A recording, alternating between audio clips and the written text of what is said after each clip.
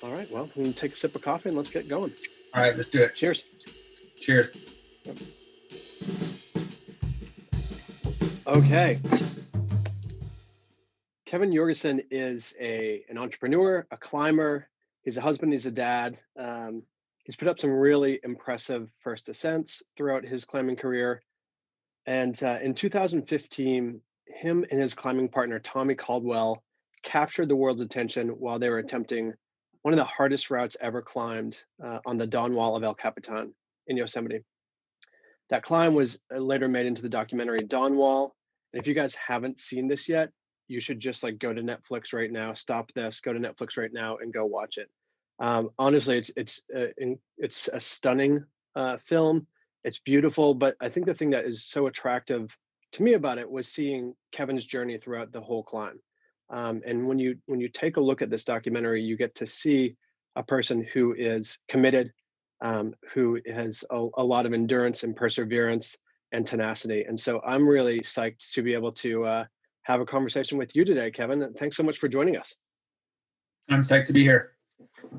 Kevin, I have like a million questions to ask you, and we're going to go all over the place in the topics today, talking about belief and confidence. Okay. These two ideas of belief and confidence. Choosing to commit to a challenge like climbing the Dawn Wall requires belief and confidence. I guess my first question is, in your mind, what's the difference between those two? And is there a time when one is more important than the other? No, that's a great question. And I mean, just speaking from my personal experience with climbing and with the Dawn Wall in particular, there's kind of a life cycle with belief and confidence. Early on in a project, I think it's much more important that you have belief than you have confidence, because belief is a lot like optimism. It's a lot like hope. It's not really rooted in anything concrete. It's attached, like a balloon to this, place that you want to be. It's That aspirational. balloon is, it's very aspirational. It sits in your body, kind of like in your chest as well. It's just kind of like warm and tingly and hopeful.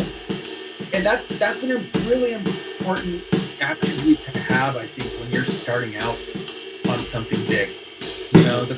It was Tommy that taught me the power of optimism.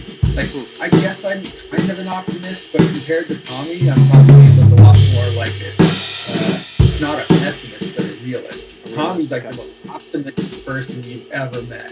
Oh, wow. We'd be looking at a blank piece of rock, and he's like, I don't think we can do it. I'm like, based on what?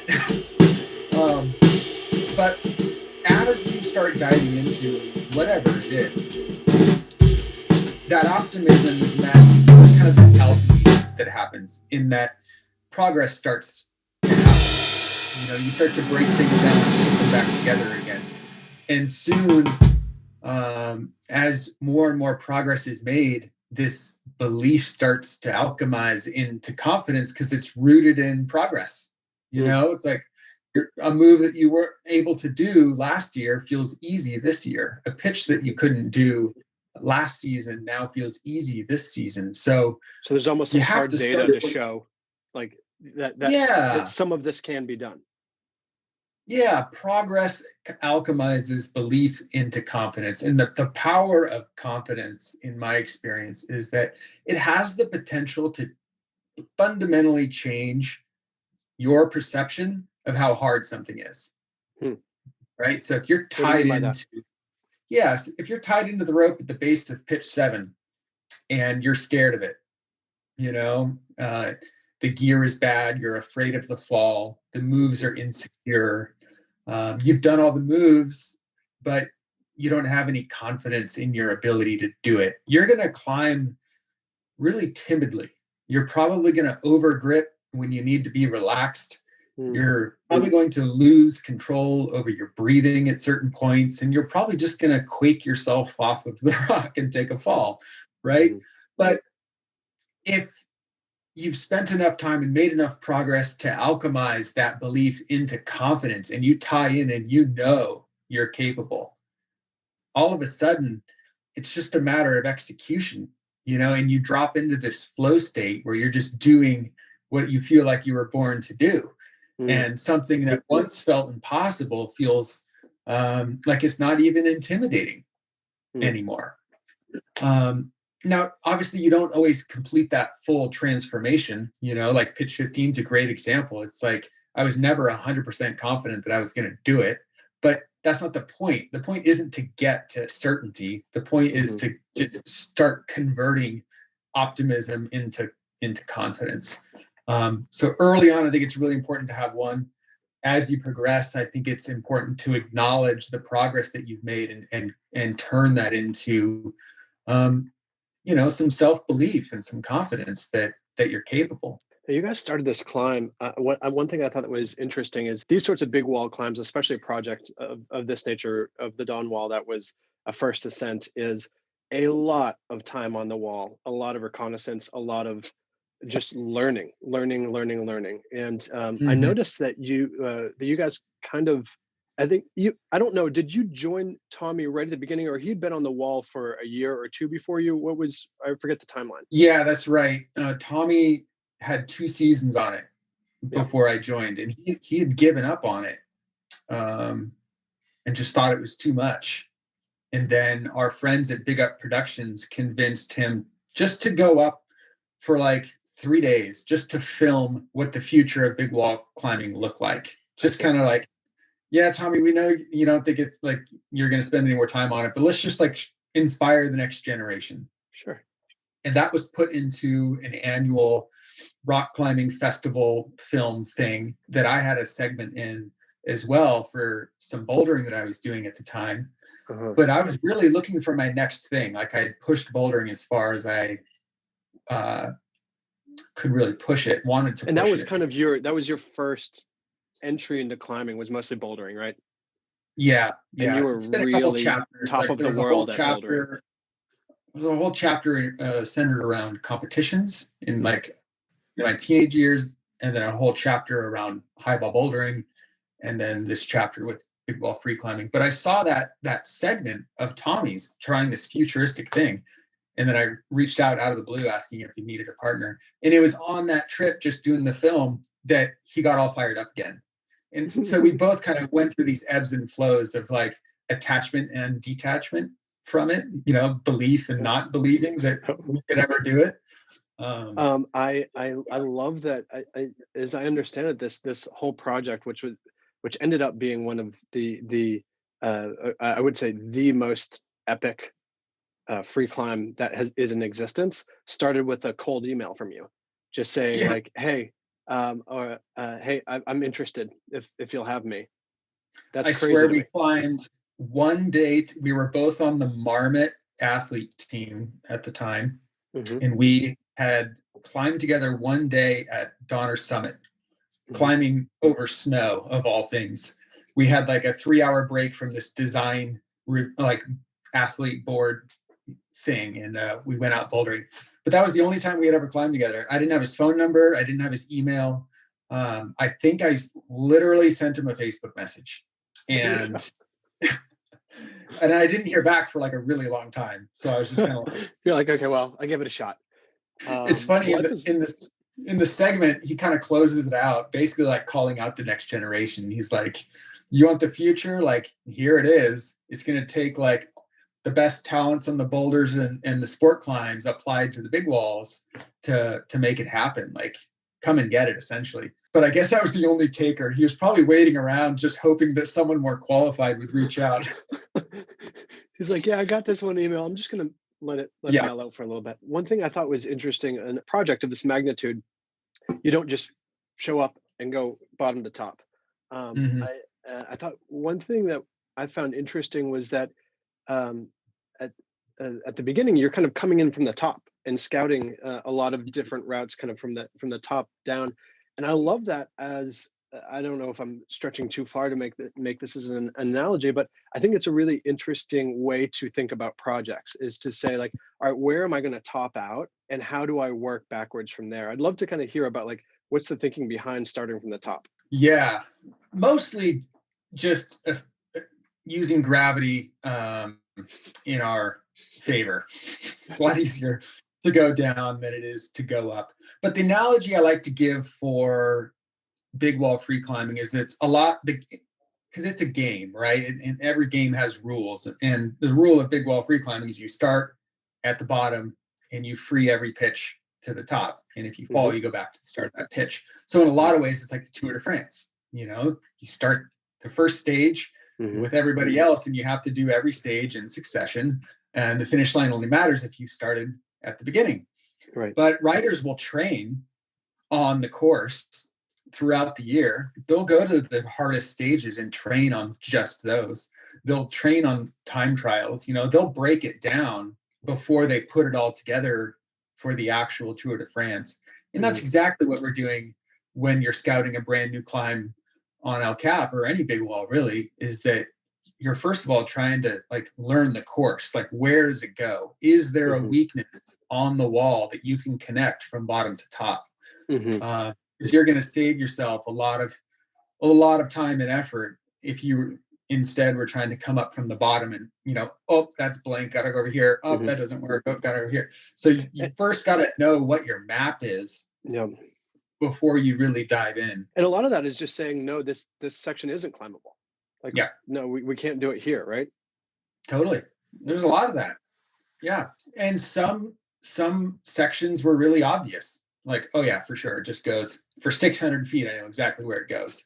And then you get to like this kind of fuzzy part where you're really not sure how to connect from here to over here. And you start looking at all of these options. And so keeping your eyes open, because things are so dynamic. I mean, look, Tommy invented that loop pitch 1 week before our push. You know, he didn't know if he was going to be able to do the dyno or what, and it just felt too risky to go up there and have to stick the dyno. So he was like really putting the last pieces of his puzzle in place literally a week before we went for it. So, and if you haven't seen the documentary, there is you should definitely check it out. And there is a really interesting move that is so intense that we're going to talk about in a little bit. That Kevin's partner Tommy decided to climb down and around 200 feet in order to avoid it. Almost by the very nature of entrepreneurship, ambition will exceed ability. My experience from building my company and from all the entrepreneurs that I work with is that what matters most is how you respond whenever you realize that your ambition is exceeding your ability. It strikes me that there is a lot of that in climbing, especially the type of climbing that you do, which is kind of these big wall free climbs. And if you're doing first ascents, I'm just curious, how do you react in those situations whereby where your ambition is actually exceeding your ability at the moment? I thrive trying to live a life in which my ambition exceeds my ability. You want to stay in that state all the time. I want to stay in that state. You know, that's my goal, whether it's in parenting or in business or in my climbing, in my relationship. Like, I just always want to be striving for something that's not quite there. You know, it's what it just personally is what lights me up. Climbing is just one way that gets expressed, you know, and it happens to be like an extremely public way sometimes. But what I've learned about climbers in particular, and we joke about this so much that it's in climbing circles, it's kind of gotten codified into something that we call the fun scale. And it relates to, you know, living your life at the intersection of, you know, ambition and ability, in pain and pleasure. And the key to the fun scale is that there's what it's like to experience something in the moment, and there's what it's like as a memory, and they're not always the same things. So type 1 fun is like a vacation, right? Like fun in the moment, fun when you look back on it. Type 2 fun that's the stuff of good stories. And that's the stuff that's the area where you discover what you're actually capable of. It's oftentimes not fun in the moment by the traditional definition of it, whether that be because of actual pain or fear or stress or some kind of hardship, but the memory of the experience is actually a positive one. And that's the important thing. So whether that's suffering through a long uphill, climb on your mountain bike ride, but then having so much fun on the way down that you don't even remember the hard part. You just remember the fun part. Or you remember the hard part with a sense of pride. It's reframing this idea of hardship as something that is a red flag or should be avoided. And then last, there's this type 3 fun, which you do want to avoid. It's not fun in the moment, nor is it fun as a memory. And usually that's just like, yeah, it's no good. It's like a car accident. You just like don't want, there's nothing fun about it. So, I love this quote from this old British philosopher, Jeremy Bentham, because I think it helps you visualize it. And he says that nature's placed mankind under the governance of 2 sovereign masters, pleasure and pain. And I think for a lot of folks, that's a really comfortable way to exist, right? You kind of isolate these 2 things and you seek one and you avoid the other. The fun scale like deliberately collides these 2 worlds, and the intersection of those 2 things is that type 2 fun. And I think that's important because that's where you grow. That's where you discover what you're capable of. I think it's dangerous to separate these 2 things and put the bumper lanes on your ambition in a way that you're going to avoid pain or hardship at all costs. I can think of nothing more dangerous than that, honestly. And it doesn't have to express in like physical danger or ambition or anything like that. It looks like any direction you're going in your life. But the fun scale is just like, it's a fun way, but it's actually, backed by science, with Daniel Kahneman's research that, we make a lot of our decisions based on the memory we want to have and not necessarily the experience. And that's, when I read that, it helped me understand myself a lot more. Why do I put myself through what I put myself through? Why do I do this to myself? These things that are so hard and so scary sometimes. And, in the darkest days of my battle with pitch 15, it wasn't the experience of victory or topping out or anything like that was my motivation. It was not wanting to live with the memory of almost climbing the dawn wall for the rest of my life. Like I couldn't live with that. Of course I could. This is all like elective hardship, like the most privileged kind. This isn't like actual hardship. I love that Bentham quote. I just like, that's really hitting me. It made me think about parenting a little bit. I'm a new dad. I'm 6 months into it. You're a little bit ahead of me, right? How old's your 2-year-old? Yeah, 2-year-old. Okay. Yeah. And do you think about that when you're thinking about your style of parenting? I do think a lot of what I've read, and it intuitively doesn't sit well with me. A lot of the goal of parenting advice is just to avoid pain for kids. And I'm just, I actually think that that's a really a huge disservice personally. Do you ever think about that in the context of parenting? Yeah, for sure. Jackie and I talk about that a lot, and thankfully we're in alignment in our thinking around this. It's like there's a time and place for bumper lanes, and then there's a time and place for live and learn, and you're never gonna get that calibration perfect. Yeah. They're gonna take a tumble that you let them take that you wish you didn't.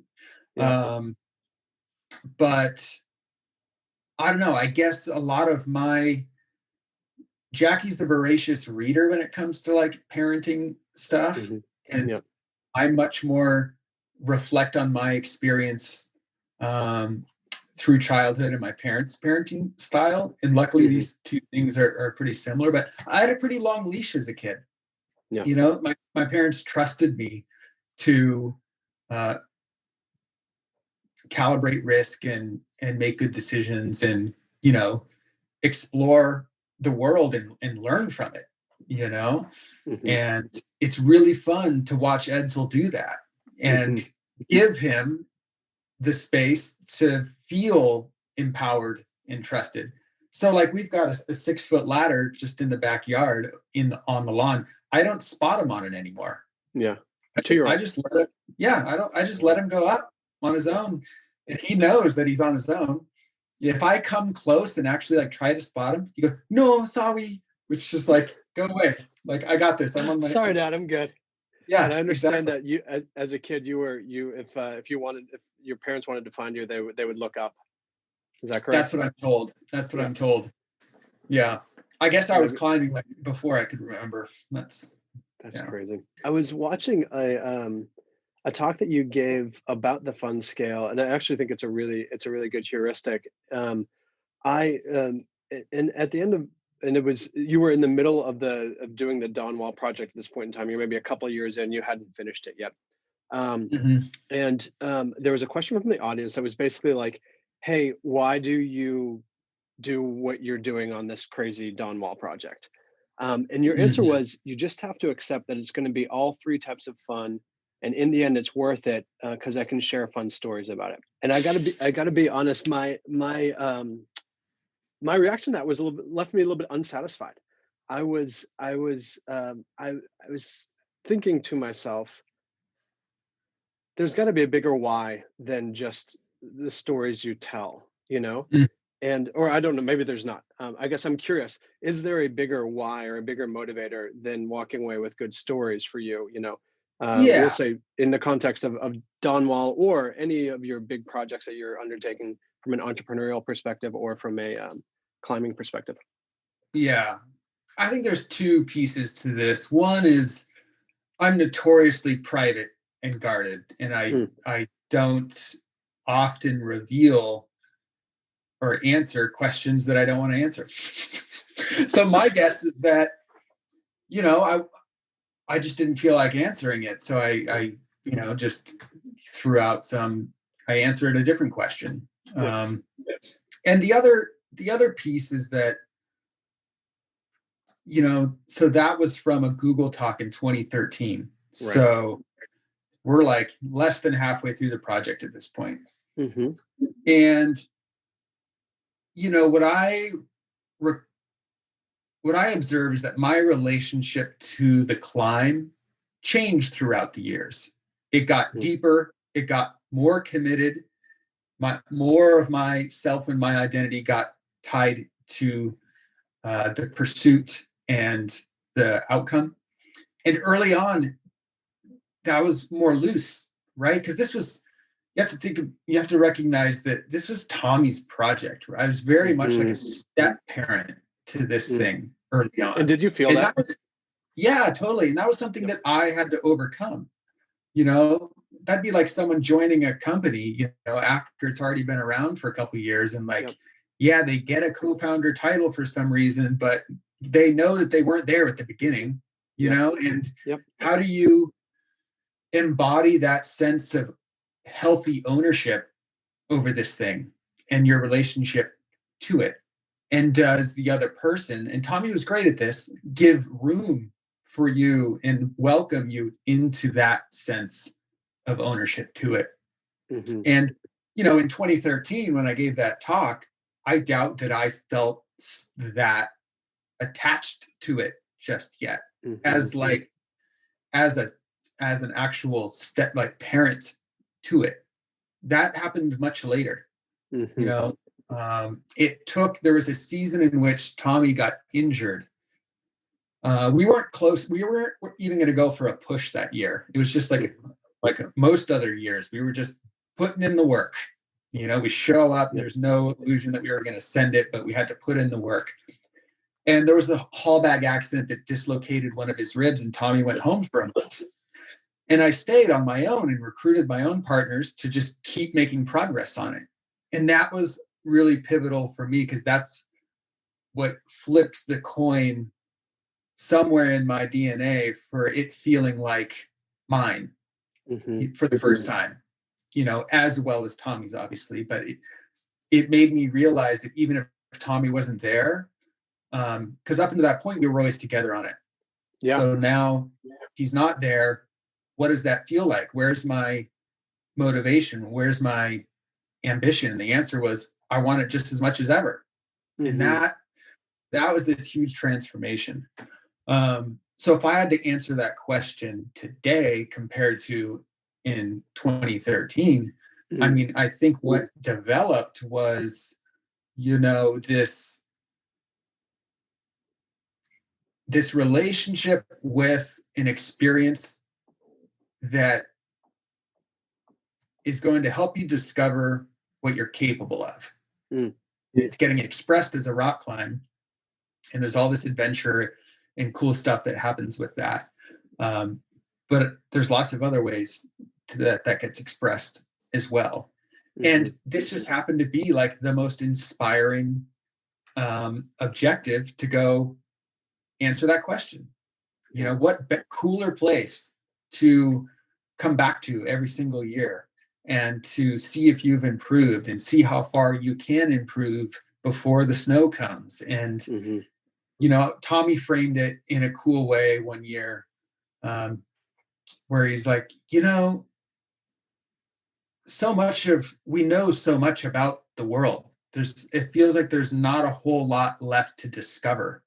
Every nook and cranny of the earth, you could take a Google Street View down in the deepest parts of the ocean, and we know so much about the world. And this climb, in a lot of ways, is our opportunity to be like vertical explorers, blazing a path of an experience that nobody else has had. And that's really rare. This is really like a once in a lifetime opportunity.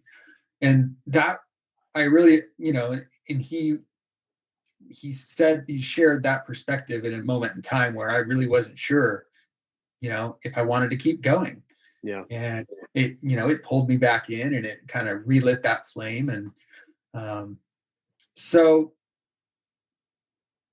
coming back to that why, for me, it's all about answering that question of what you're capable of. Yeah. And for us, like, that was the dawn wall. That's the answer. It's like, is this even possible? It's the hunt to answer the question more than attaining the answer.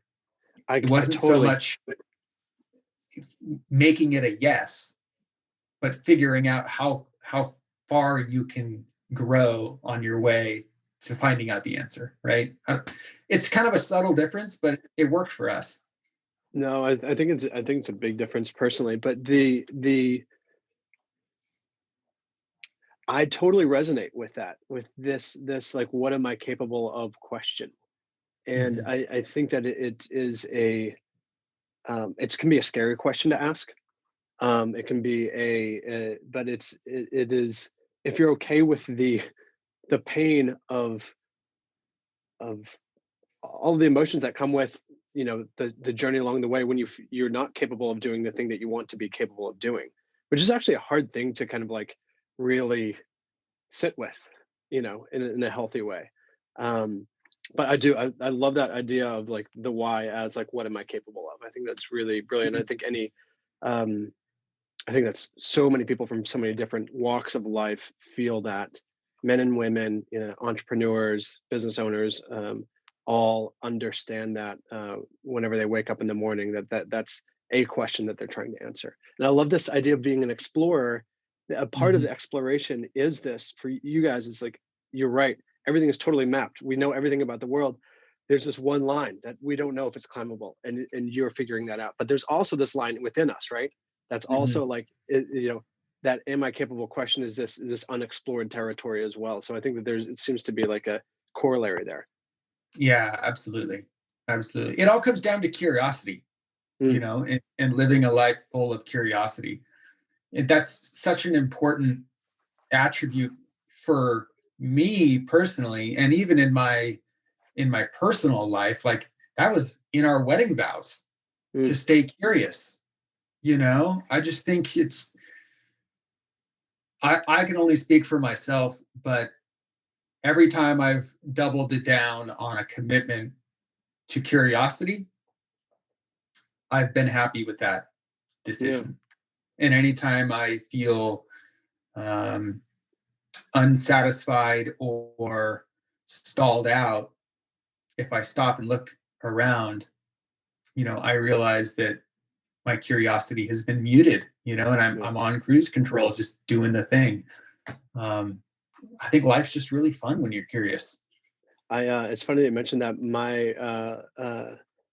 At my wedding, we have kind of, me and my wife decided on kind of 5 core values that we were going to have as a couple, and curiosity is one of ours as well. So it's on when you sat down to the dinner, you had a little card and it had all of our values on it, and so it's like printed sitting there Love waiting it. for you. Yeah. Love it. Yeah. Very cool. Okay, so I'm so curious about how you're honing your craft, how you think about honing your craft. So Mhm. on the Dawn Wall documentary, just like many movies, there's kind of, they compress like 4 years into like 2 minutes of film, and it's like it reminds me of kind of like the Rocky montage in Rocky 4, where it's just like, okay, boom, boom, boom, now things have progressed. And I just know that that's where most of the good stuff happens in life, and that's where most of this idea that you were talking about at the top, moving from belief to confidence, like it's in that 4 years that's compressed into 2 minutes. And I Yeah. often think about this from uh, when you're reading the press around entrepreneurship, everybody seems like an overnight success, but it's a lot of grinding in Mm. obscurity. And so I guess I'm curious Totally.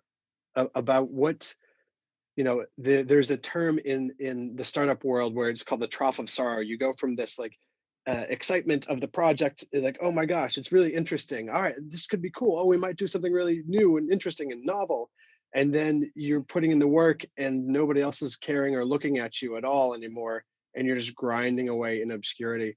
And so I am curious about how you guys dealt with that, or if there is a corollary trough of sorrow on the wall, and how you deal with it. Man, it really needs some rebranding on that whole trough of sorrow thing. That is super depressing. It's kind of Um, depressing. yeah, that really needs to be reworked. I was trying to, I don't know what that could be, but I get what they're referring to as far as like the period of time. Hmm. Um, because we obviously spent so much time in obscurity, just with our heads down doing the work. Yeah. But it was far from like a trough of sorrow Hmm. experience. Um, for us, we tried to really deliberately write our memories at the end of each day. So what Oh, I really? mean by that is that, okay, so we just spent all day toiling away on pitch 14, getting our asses kicked. Fingers are all bloody. Maybe we made a little bit of progress that day compared to last week.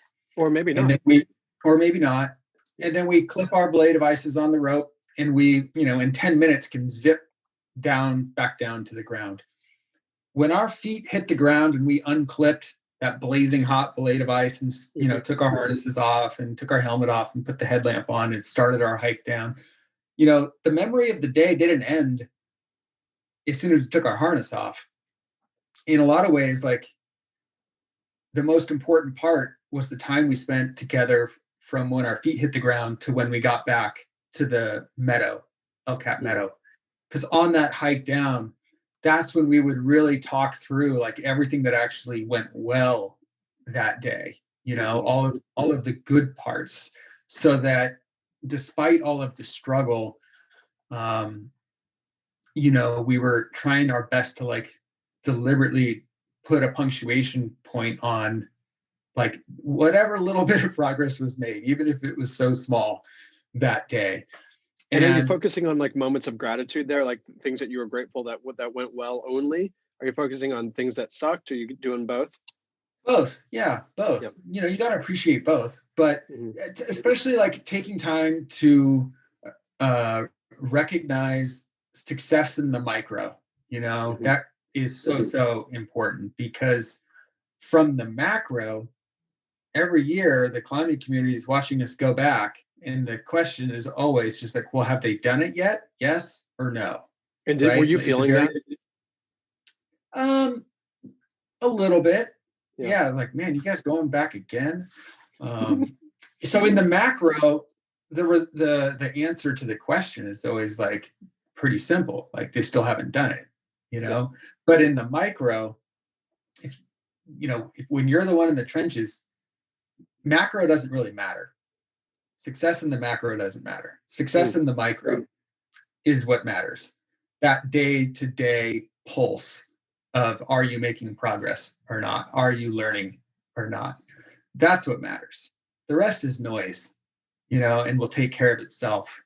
And then season after season, pitches that once felt impossible now felt casual, and the number of question marks that we had to solve for started to really come down to just like, 5 sequences of moves at the end of this pitch, or just the dyno, and all these other pieces. Those questions were answered, and they're still hard, but there wasn't a mystery wrapped up in the whole climb the way that there was at the beginning.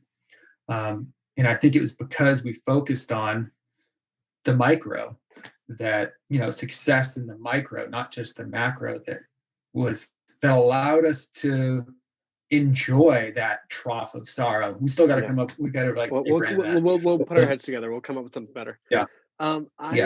There's a 30-second scene in another kind of short doc on a climb that you did called Blood on the Crack. Where were you? You were in Canada, yeah? Yeah, we were in the Bugaboos. In the Bugaboos, yeah. Yeah. Looked amazing. You and your climbing partner there were playing charades around like what the sequence of moves were. You would do one of you would do a sequence, and the other one would have to guess which pitch and which section of whatever pitch. And it just struck me that's the micro. Like that is so micro, and I it was so nerdy, and so I guess I'm just curious, like what's happening, what's going on there. So that particular pitch is the hardest pitch on that climb, and it's basically like a 3/4 inch laser split up a gently overhanging granite wall. I mean, it's just made to climb. Yeah. But it all kind of looks the same, but when you zoom in, there's only certain ways that your fingers fit into the cracks, and only certain places that gear really fits to put in to protect. And certain openings will, be much better suited for your hand to fit this way or to fit that way. And this whole sequence has to be discovered for yourself in order to commit it to memory and to start to create some flow and some muscle memory. So you know where you are, how many moves before you get to the next rest, where the gear goes, in what order the gear goes, all of this stuff, so that you can generate a sense of flow. And so, that game, and that could all be really hard to remember while you're climbing. Oh, what? I see the next opening in the crack. Do I go thumb up or thumb down? What piece of gear goes next? And then as soon as you start fumbling on terrain that hard, you're off. It has to be perfect, at least for us. So that was just a fun game to pass the time during. I think it was raining for a couple days straight. We were just bored.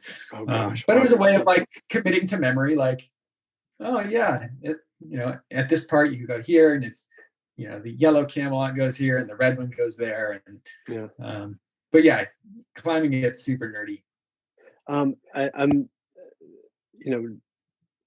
there's a kind of a framework within the lean startup methodology, which is build, test, iterate, and it strikes me that that must be how you think, or there must be some of that's happening whenever you're trying to put up a first ascent as well, that you're always kind of like testing and iterating. Is that the case? Yeah, climbing is a lot like dance choreography.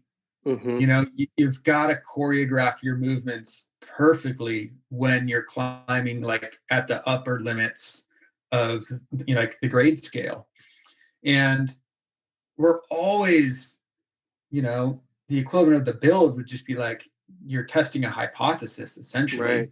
Like, what if I go like left hand here, then right foot up, and then I come into match, and then I go out here, and then you test it, and like you slip off, and it feels impossible. Well, you got to come up with another way, and come up with another way, and another way, and another way, and then you have two ways that both work. Which one's higher percentage? This one's more delicate and lower percentage. This one's more powerful, but I do it 8 out of 10 times as opposed to 3 out of 10 times. All these different things play into what you eventually commit to be your choreography, to be your sequence for a particular pitch. So we're doing that kind of testing cycle really for every single move, for building our choreography for how we get across really hard blank rock climbs, essentially. Yeah. I was watching another talk of yours, and you said that you had a quote that said, as soon as I start forcing it, climbing when I'm not motivated, it ruins it. And I'm curious about what is the difference between being committed and showing perseverance, which you obviously are doing, and forcing it? And how do you know when you've crossed that line, and what's the difference between those two for you? No, that's a great question. I think I've made that comment in respect to how you set your goals and like what you're committing to. And reinvention's hard. You got to be like really selective about what you decide to do, what you decide to commit to. After I did this one highball boulder called Ambrosia, I knew I was done with highball bouldering. I'd taken that and pushed it as far as I wanted to push it. So that was great, but I didn't know what I was going to do after that. And I didn't force it. But you knew that you knew that phase was done, at least for now. It needs to be put away. Yep. Well, I was sitting on top of the boulder. I hadn't even gotten down yet, and I knew that was it. I had the same feeling when I finished my last marathon. I was like, I think I'm good. I don't need to do this again. Yeah, exactly. Slightly different. Yeah. Yeah.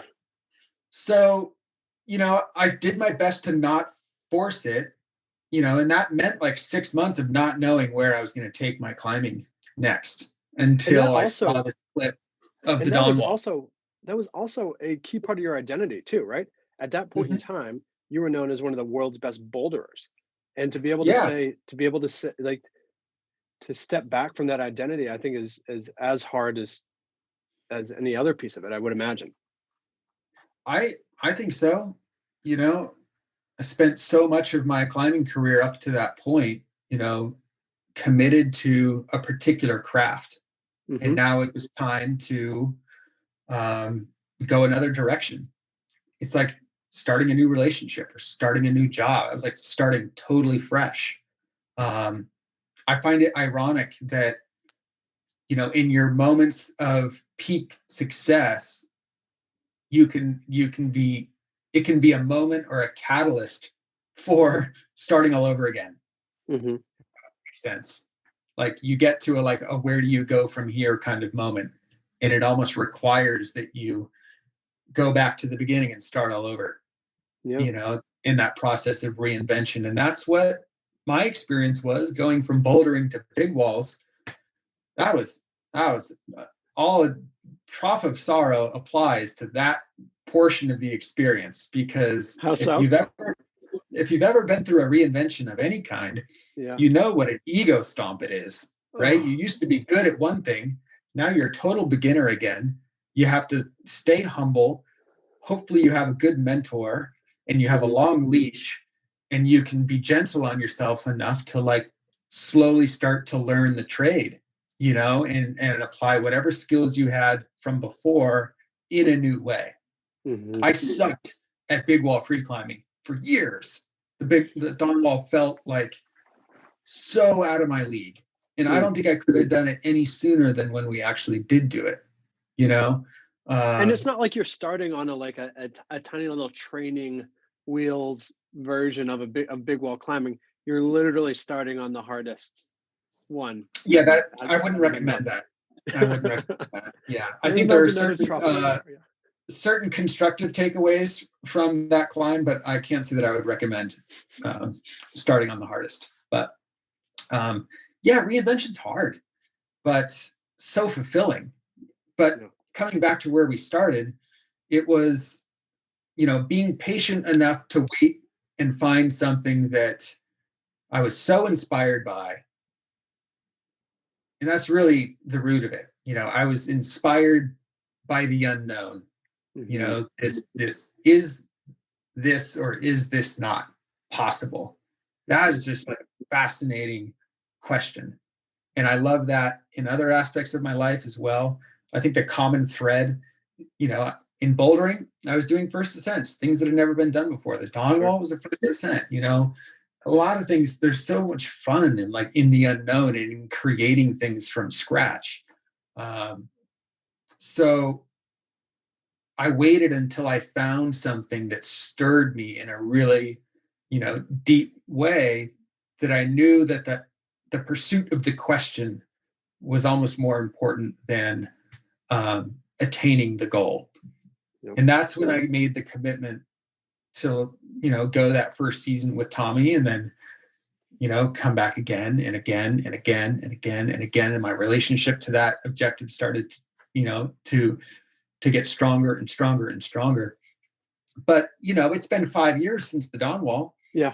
And I've climbed 6 years, continue to climb full time and put up big wall first ascents, but nothing on that scale. Right. Yeah. And like, in a lot of ways, this is a similar reinvention moment where like, what is that next thing in climbing in particular that's going to be the next chapter, the same way that the Dawn Wall was my next chapter after bouldering, in the same way that bouldering was the next chapter after, doing what I did with competitions.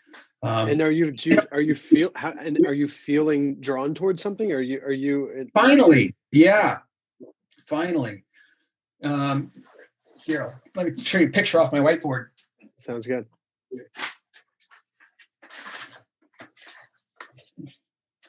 Okay, what are we looking at here? Where is this? Baffin Island, Canada. Okay. And it's like beautiful, an overhanging El Cap coming right out of the frozen ocean. It just looks totally fake. Yeah. I've never been drawn to remote, cold, big wall, expedition style objectives, but that photo did it for me. I was like, where and what is that? So I was going to go this summer to Baffin Island, but we have to push that to next year because of COVID. So instead, I'm going with the same partner that I'm going to go to Baffin with. We're going to go to Eastern Greenland instead and go explore big wall first ascents, sail for 300 miles and then go into some unexplored areas and try to put up some big wall free climbs that have never been done before. And I'm totally fired up. It's like a whole new world that's not my world. But my partner is like the most experienced. He's a Tommy of this kind of expedition adventure. What's his name? Mike Lebecki. Everyone should look him up. He's amazing. Well, we will look forward to seeing all of that on the gram as you nail those. That's going to be amazing. I want to talk about and it's cool to. I think the cool piece of that is to for you to feel that sense of inspiration, like it's the one thing you can't fake that part. Yes. Yep. And when shit gets hard, that's when it's going to reveal itself. Mm. If when shit hits the fan and when it's hard or it's been hard for a year or several years, like that's when you're going to know if you're really inspired by what you're trying to do or not, and if that's not authentic, you're not going to do it. You're just going to move on to something else. And maybe that's the right thing, because maybe that's maybe that's what you need in order to go find that thing that does stir you in a way that you'll stop at nothing to do. But is inspiration for you purely emotional? Is it intellectual? Is there a mix of both? yeah, it's a mix of both for sure. Because once I'm stirred, viscerally, when that curiosity kicks in, then I immediately start grinding on the how. I'm like super analytical and love breaking stuff down and putting it back together again. And yeah, so it's definitely both. And you're not always working on, like, especially with climbing, things full time all the time around the calendar year. So you can afford to have like these really intense, couple months or month, and then some time away and come back. I want to go back to the Dawn Wall for some two more questions. Sure. So if you've seen the film, you know that the crux in the film, at least, is pitch 15, and it is a we'll just say a very challenging pitch, and it was super challenging for you. Tommy ends up getting through it, and you end up getting stuck there for a number of days, right?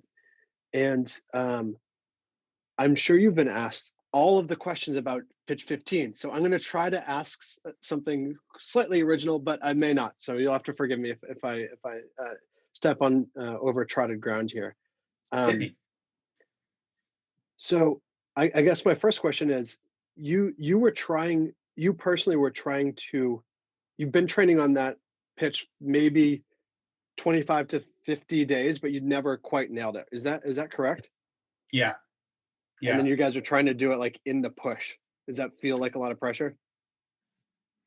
I mean, it was so unlikely that I was going to succeed on this climb. Like, forget pitch 15, just like in general. Like, when we set off on the push, Tommy had done every single pitch, in isolation. So he had that muscle memory and that confidence, knowing that I've done it before, I can do it again. Right. I had still never done without falling pitch 12, 14, 15, 16, 17, 18, or 19. Basically all the hard ones. Yeah. So those were going to have to come together for the first time in the moment on the push. But would you have been, with that being said, then would you guys have been okay if it was you were just playing the supporting role and supporting a really great climb? Yeah, I mean, I think the key to a good partnership is putting the objective over your individual success. Yep. That's in the background. That's just kind of in the DNA of the partnership. So we didn't even spend any time talking about scenarios like that. We went up there just like, let's go to battle. Let's go do our best. This thing is climbable. Let's see if it can be climbed. Yeah. Yeah. I mean, by the time we went for the push, we knew it was possible. Mm-hmm. We put in enough time that we knew it was possible, and then we knew that we were capable as well, which is like a totally different mindset to be in compared to where we started, 6 years prior. So, but it still had to all come together. We still had to get good weather. We still had to climb well. Yeah. So on those days that you're in your portaledge day after day, you're climbing at night and resting during the day, your fingers are getting shredded. You keep popping off in a certain spot. I'm just bringing this back to the question of like, do I have what it takes? There must have been a real question mark on that question for you at that point in time. And I know, as just going through life in general, but any entrepreneur, I think, knows that feeling very, very well, where you're trying your best and you're thinking that your skills might not be matching your ambition, and they just might not be there. And I'm just curious about like how what your internal processing is whenever you're feeling those moments, and how do you how do you process what happens for me, and I'm sure a lot of other people, is you kind of you can get in some negative self-talk, Mhm. and get in a downward spiral if you're not careful. So how do you manage that, like mentally, emotionally? Yeah. The answer really comes back to where we started with the fun scale. Like what the fun scale teaches you about hardship is that, I mean, this is one of the key things I learned about the whole experience on the Dawn Wall is that, um, that the fun scale teaches you how to expect hardship, embrace it when it comes, and enjoy it while you're in the thick of it Hmm. in like a twisted kind of way. Because you know that even though it sucks now, like it's either going to be a great story or you're going to break through and you're going to succeed, or either way, Hmm. like it's all good. Like you're having such an epic experience. Like you're going to look back on this no matter the outcome and just be like, wow, that was something, you know? Um, so expecting it, embracing it, and enjoying it. Those three things are so important when stuff gets hard. This So comes back to the comfort and, the pleasure or pain, right? If yeah, you are a type of person that's only comfortable in the pleasure, this sort of breakthrough could never happen, right? exactly. Exactly. In a lot of ways, the presence of the hardship is actually an indicator that you're on the right path to like that question of discovering what you're capable of, right? Mm. It's Hmm. like you're coming up against the edges and the boundaries of your limits. And that's a good thing, you Yeah. know? So like that first night when I didn't do pitch 15, I remember so clearly just feeling like, you know, it's only this is what we signed up for. You Hmm. know, it's supposed to be hard. That first week getting up to that particular point, every day we had a goal. We got to get through 10, 11, 12. We got to get through 13 and 14. Whatever that goal was, we did it. We didn't, I mean, it was hard. We were falling a lot, but we were getting through it. So this is the first time it was a setback in the schedule, Hmm. where we both didn't do what we set out to do. But I was like, it's only appropriate to put up a fight. Is kind Yeah. of like what I was kind of feeling at the moment. Like, this is what I signed up for. And that's the expecting part of it, right? You got to expect that it's going to be hard so that Mm. when it does come, it's not a surprise. It's like Yeah. going into a boxing match thinking you're not going to get punched in the face. Yeah. It's like you're going to get punched in the face. Yeah. So if you know that going in, it's probably a lot less shocking when it actually happens. But then you got to deal with it, right? I didn't know it was going to be a week-long battle, Yeah. but um, man, there's that type 2 fun of like being in the battle. I missed that, Yeah. Yeah. in my climbing. That was like such an epic. It took everything in my toolkit to break through that. But embracing it for that week and just like reveling in it, be like, yeah, like you're in it now, you know, like you're in it. Let's see what you got.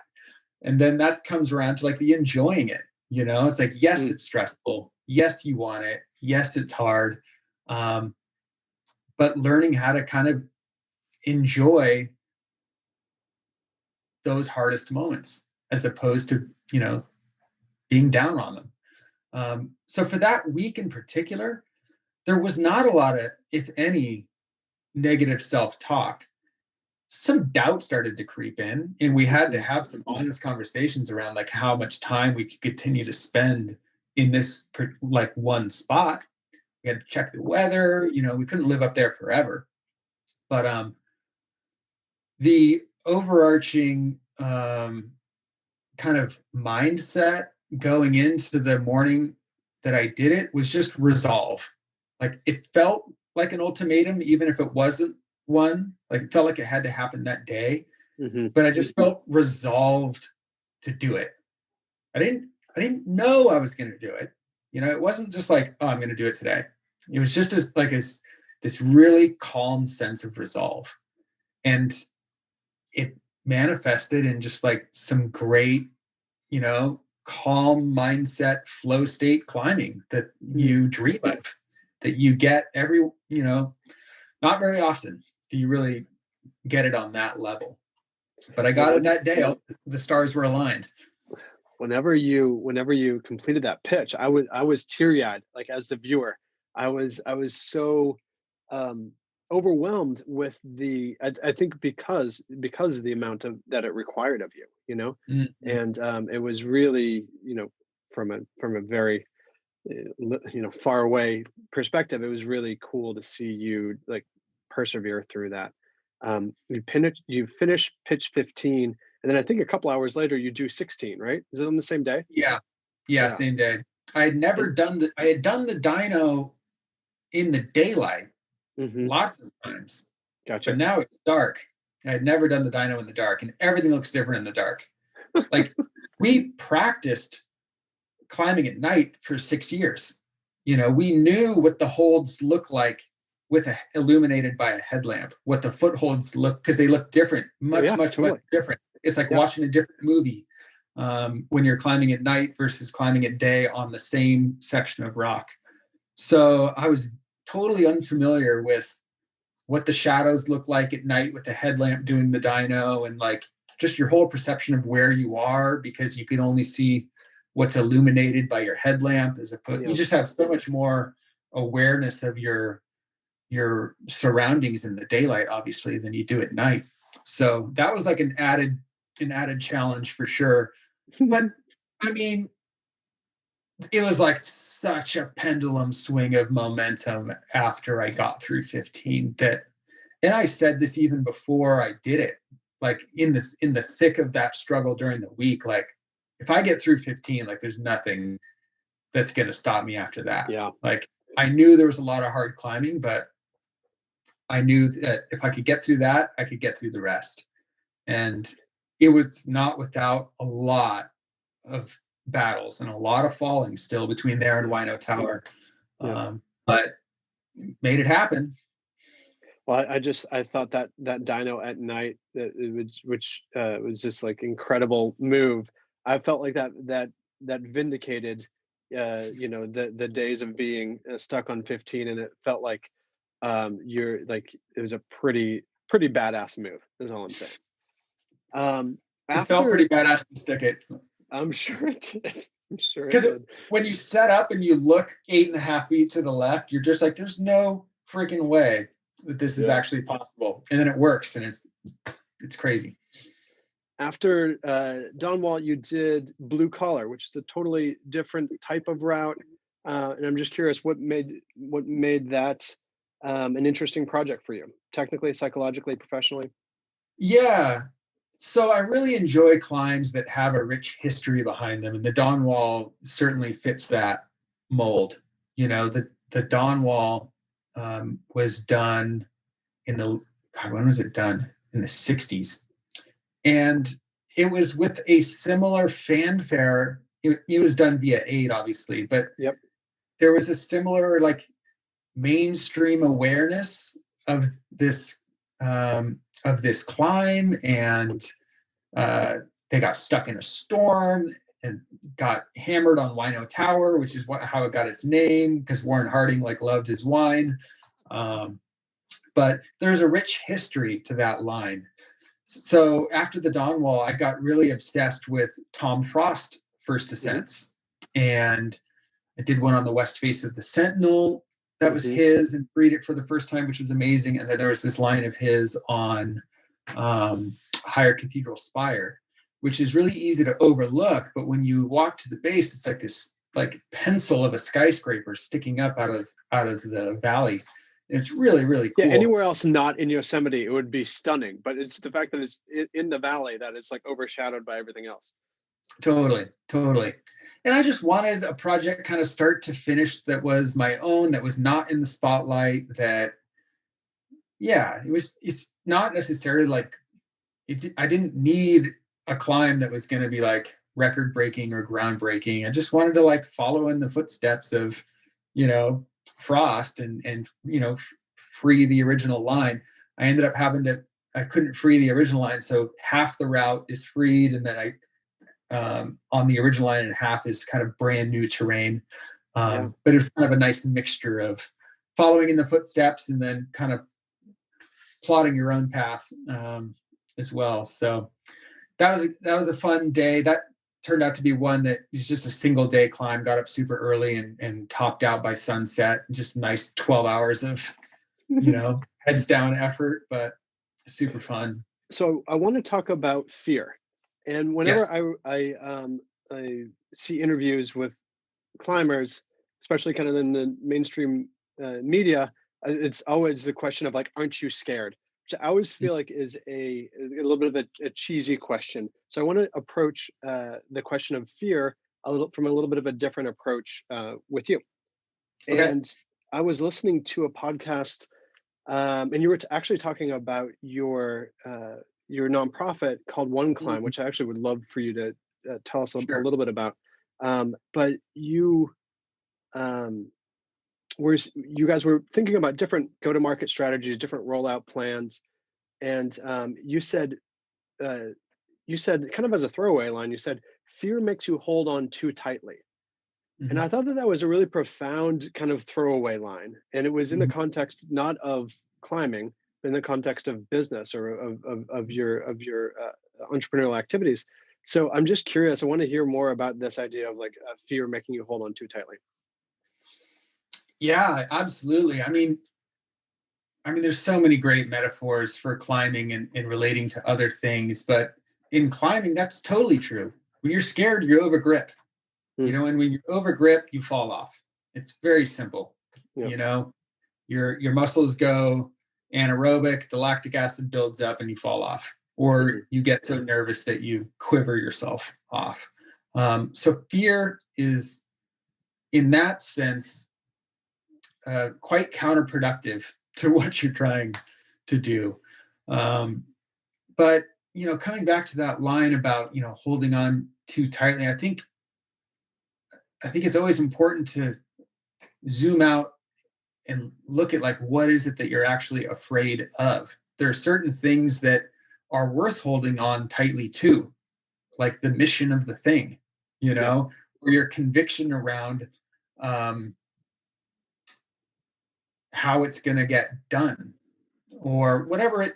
There are certain things that I think you do want to hold tightly to, but then there are other things that it's absolutely counterproductive to hold on too tightly, because you're scared of what? Like being wrong or not getting credit, or things that aren't worth. A lot of times we're afraid of, and we hold on too tightly to things that don't actually matter, and I think the trick is to learn how to discern between the two. So the analogy in climbing would be acknowledging the difference between like perceived fear and like actual fear. The difference between like risk and consequence. So often these things are considered to be the same, but really they're not. Like, one, consequence is absolute and risk is like totally relative to so many different factors. Risk is just an odds game. Consequence is like gravity. It's like a law of physics that you're not going to change, So in climbing, understanding what you're afraid of and why is so, so important, because sometimes it can just be a little switch. Like, okay, what am I afraid of? Like, if falling, okay, why am I afraid of falling? I'm afraid of the gear ripping out. Okay, what happens if the gear rips out? And then, or maybe you take that fall and you realize it's not that scary after all, and then you're no longer afraid of it. It all comes down to getting down to the root of fear and what and why. And answering those questions, I think, is super relevant in every aspect of your life, And I think in this case, you guys were trying to figure out a how, not a what. Like your mission was, you were holding tight to your mission. Yeah. And you knew that you wanted to get kids climbing. I think you should tell us a little bit about One Climb, but Sure. Your goal is to get 1 million kids climbing, right? Yeah. Basically, I believe that climbing has the power to change the trajectory of a kid's life. So therefore, I want to provide that opportunity to as many kids as possible that wouldn't otherwise have it. So when I started to think about what it would take to introduce 1 million kids to climbing, it was like, wow, that's really intimidating. How do you go about having that kind of impact in the world? And I settled on the Boys and Girls Clubs of America as an infrastructure to partner with, because they have 4,500 clubs and they serve over 4 million kids a year. Mm-hmm. So for the longest time, climbing, and still for the most part, has this build it and they will come kind of mentality. You build these big expensive climbing gyms, and I'm doing that, and people will come to it, but that was the only way that people were getting introduced to climbing, was if you could afford to go to one of these places, you were aware that it existed at all. And if those two things weren't true, you were never going to experience this sport. So I decided to break down the cost barrier and the proximity barrier to climbing by building climbing walls right where kids already are. Mm-hmm. 4 million kids a year in these Boys and Girls Clubs all across the country. Yep. So we fund the building of climbing walls in Boys and Girls Clubs that have commercial climbing gyms within 15 minutes, so that we can create this partnership between the two. So it connects the kids and it gives them a pathway, so that if climbing stirs something in them, some curiosity, they have the community support and the gym to help take that to the next level. The walls we build are introductory by design. They're not supposed to be so intimidating and so tall or so hard. Mm-hmm. We thought the strategy, for getting these things paid for would be one thing, and it ended up being something else. There were things that we've definitely let go of and that's been super, super helpful. But we've stayed really firm in our conviction that these are not short traverse walls, but these are walls that are vertical, that you clip into, that there is an innovation factor, but a healthy one. And stayed convicted to the fact that this partnership between the gym, the commercial climbing gym, and the club is just so important. It's not to, a group of kids a wall. What makes the sport special is not just the sport, but it's the people in the community behind the sport. So we don't waver on that piece of the mold either. But just learning what to keep a tight grip on and what to relax on, and be open to the world surprising you on what the answer is. And the partnerships that you guys are creating, and I'm really excited about the future of One Climb for you guys. And if people want to check for more out about that, where should they go? The number oneclimb.org. Yep. And you can see all of the projects we have going on. We're about to put 3 walls into Brooklyn and the Bronx. So I'm really excited about that. We just did one in Atlanta. We have 3 in LA that have yet to open up yet because of COVID. We built a lot of walls in 2020. We just haven't been able to open them yet. Well, it's good to hear there's some coming in my neck of the woods. Mm-hmm. Okay, so a couple more questions. One about partnership. It seems to me that there is maybe nothing more important on the type of climbing that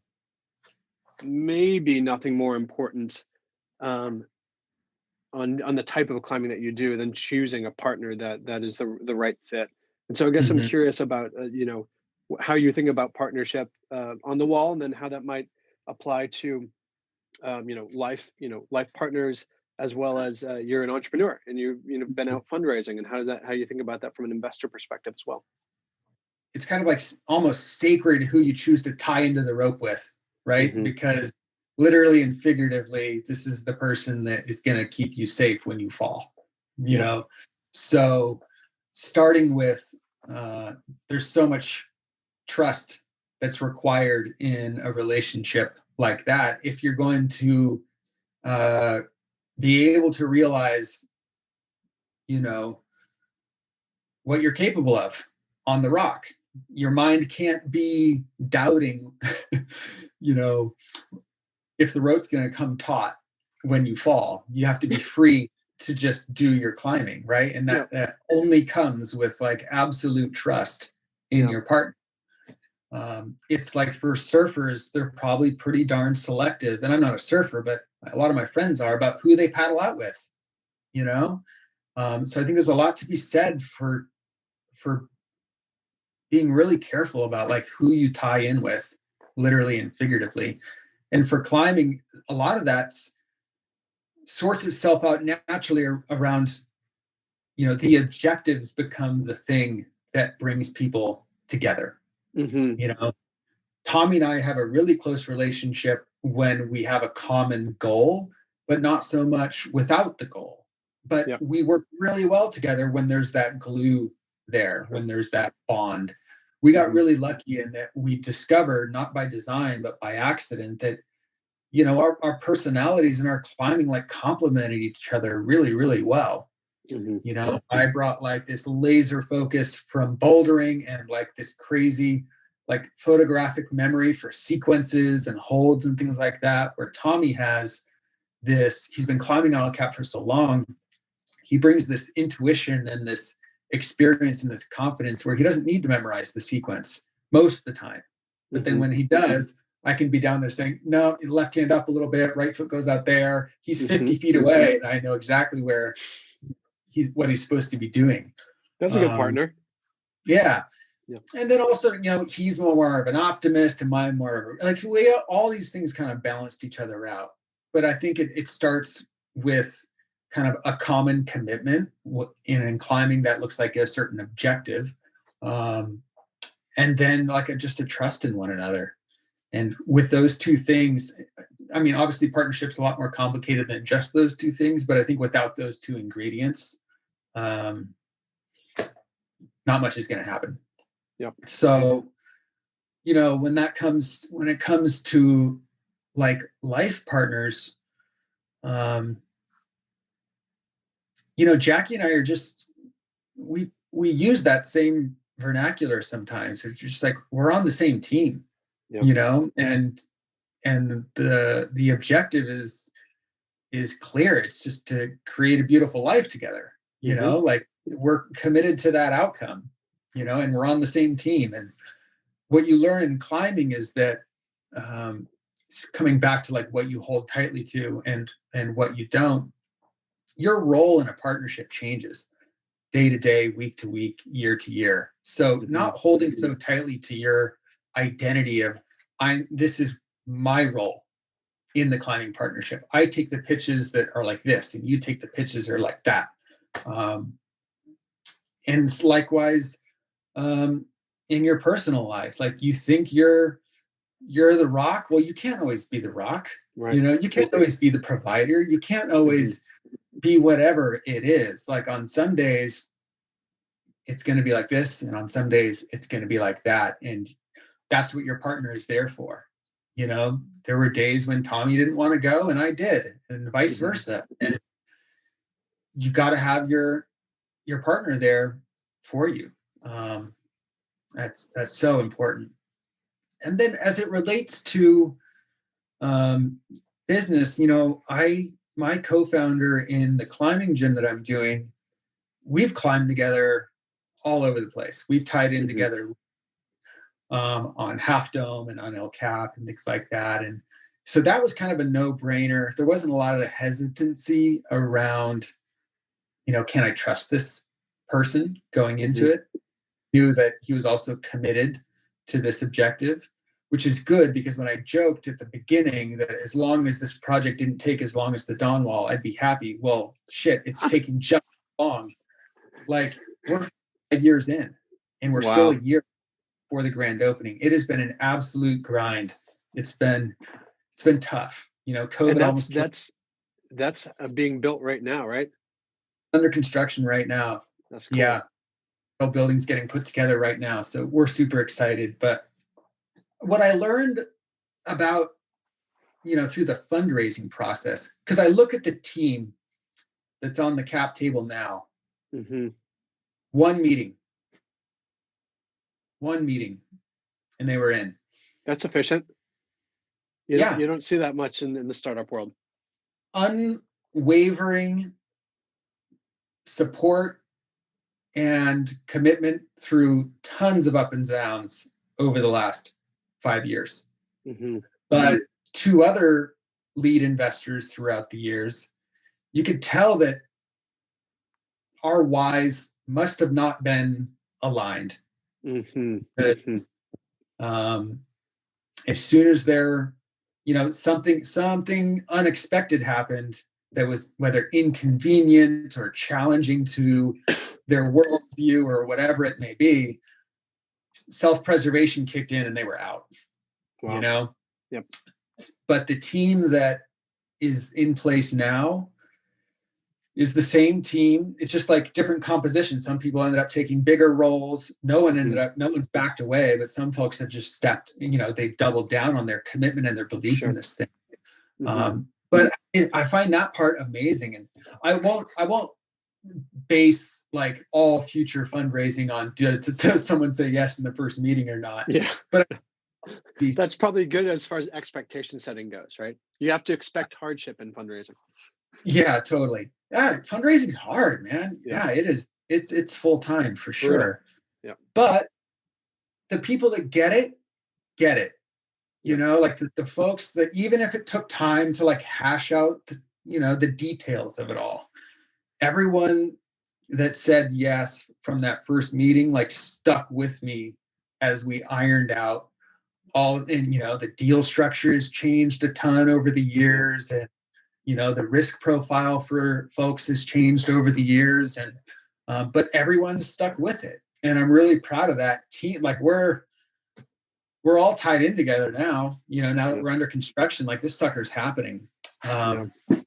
But yeah, I mean, coming back to the same elements of the climbing partnership, everyone really believed that this thing was going to do well and that this was the right team to do it, and they wanted to be a part of it, and they trusted Mike and I to execute, that we were the right ones to do it, and that we weren't going to let anything get in our way. And that's turned out to be true. I did think that COVID was going to kill the project, but and that one was totally out of our control. Yeah. But in October, we made a bet on where the world would be by Q1 of 22, and we felt optimistic and said, let's go for it. Yep. And thankfully, all the investors, even through COVID, were like, let's go. Yeah, I feel really fortunate. That's kind of a dream team, I feel like. Yeah, we'll see how the next one goes, but I'm really proud of this team. That's amazing. You are a dad, and I'm curious about the impact of bringing a little one into your life on your career. Your career is an interesting career because a part of it's being a professional athlete, part of it's being an entrepreneur, part of it's being an advocate. And I know that that's a lot of balancing. Like I just know that you're keeping a lot of balls in the air, and that's challenging, even when it's just you or you and a partner. So I know that adding a little one into the mix definitely changes things. I'm curious. I guess my question is, has it changed things? Has it changed your career at all for the positive? I learned about myself that I perform best under pressure.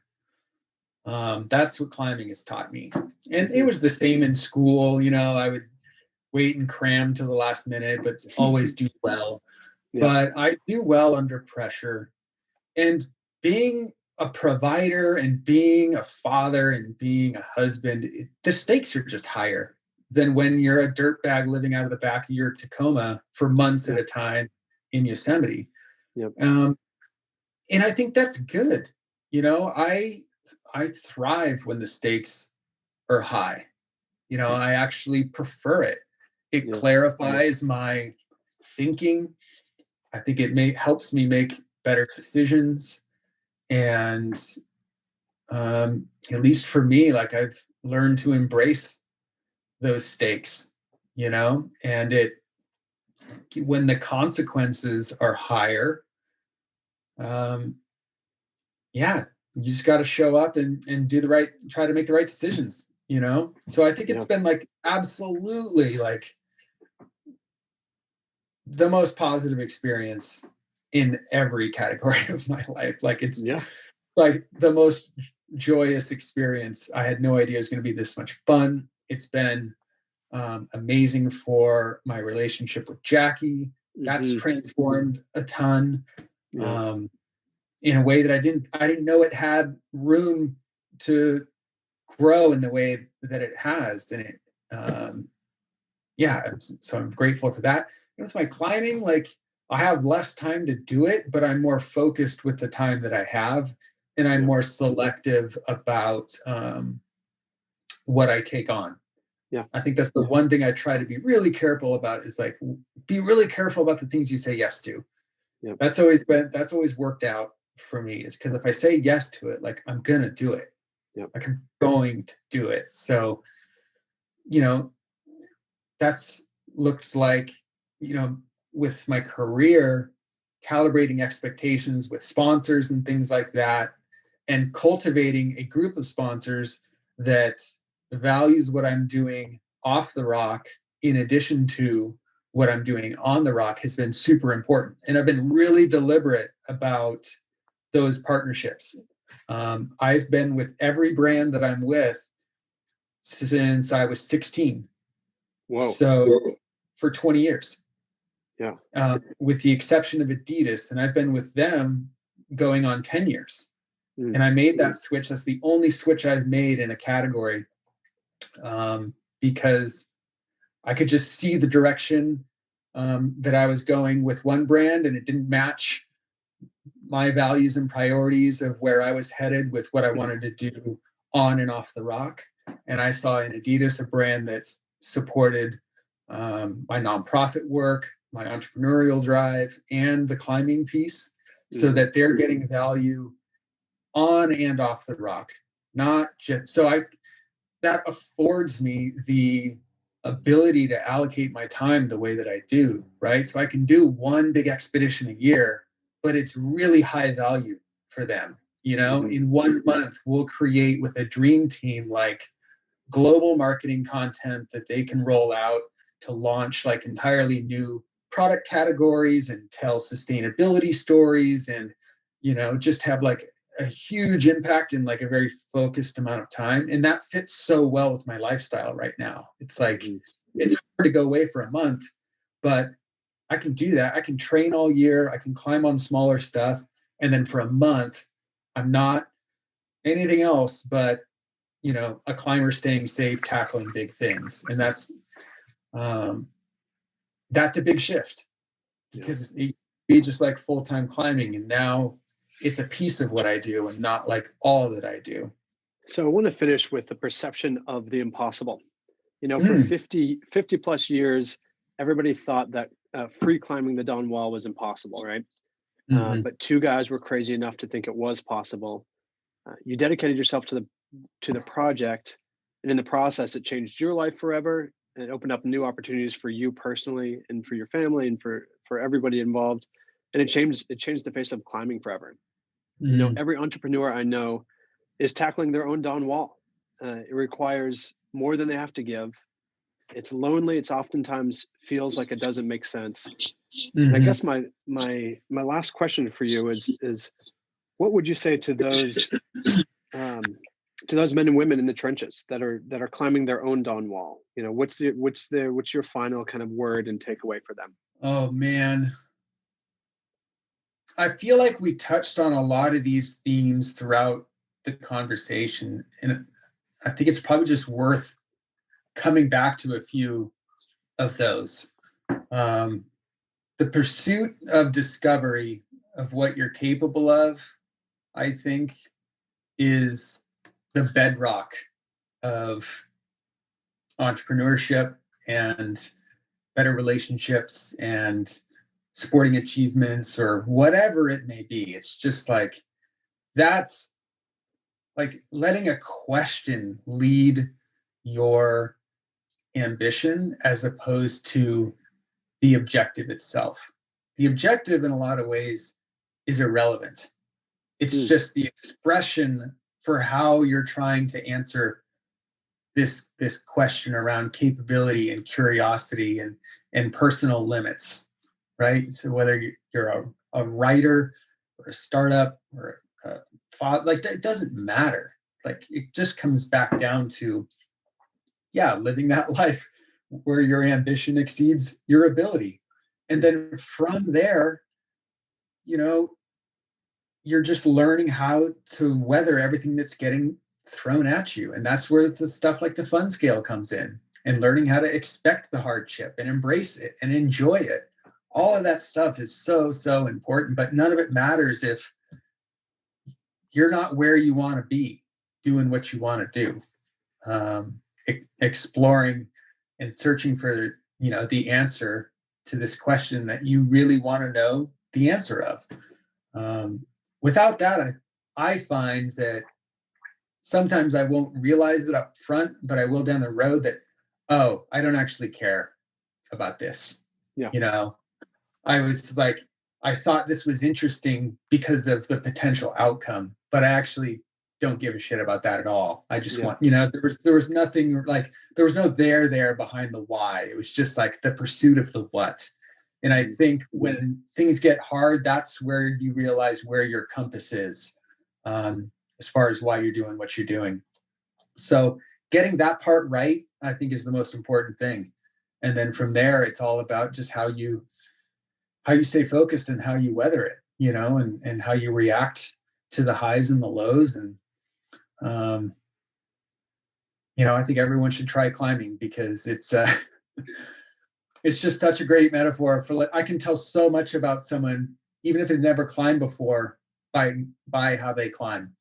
Yeah. You know, are they over gripping? Are their eyes all over the place? Do they climb fast? Do they climb slow? Like, you can tell so much about someone in how they tackle a wall, even if it is indoors, even if it is easy. It's just such a great metaphor. And climbing is like a mirror. It's like whatever you are seeking, you're going to find it in your reflection, in the reflection of yourself when climbing. Mm-hmm. If it's focus that you need, it'll be the reason that you fall off, is that you're distracted. If it's confidence that you need, that's where you'll find it. You know, when you get to the top and you realize that you're capable of more than you thought.